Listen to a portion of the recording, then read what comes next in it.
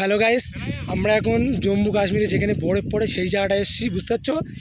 তো এই জায়গাটায় বরফ পড়ে, বাট এদিকে যে ব্যাকগ্রাউন্ড দেখা পাচ্ছ এদিকেও বরফ পড়ে, কিন্তু এখন বরফ পড়েনি। বর্তমানে হচ্ছে গিয়ে এখন গরমকাল, ওই কারণে বরফ পড়েনি। দেখা পাচ্ছ না, আমরা এখন পুরো সেম বরফ যেখানে বরফই পড়ে বা পরে আইস পড়ে সেখানেই আমরা আছি, দেখা পাচ্ছেন?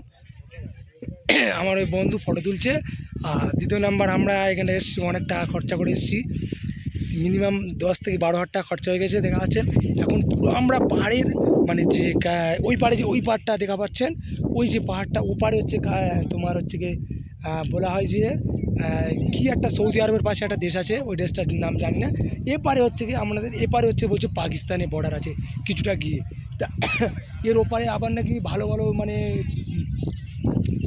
মানে পাহাড়ের ভালো ভালো ফটো তোলার জায়গা আছে, কিন্তু আমরা ওইদিকে যাচ্ছি না, কারণ এখন হচ্ছে গিয়ে বর্ডারে হয়তো মারপিট চলছে, মানে যুদ্ধ চলছে, ওই কারণে যেতে পারছি না। কিন্তু আমরা যে জায়গাটা এসেছি এই জায়গাটা সেম, এই যে আমরা দাঁড়িয়ে আছি এই জায়গাটা বরফ পড়ে।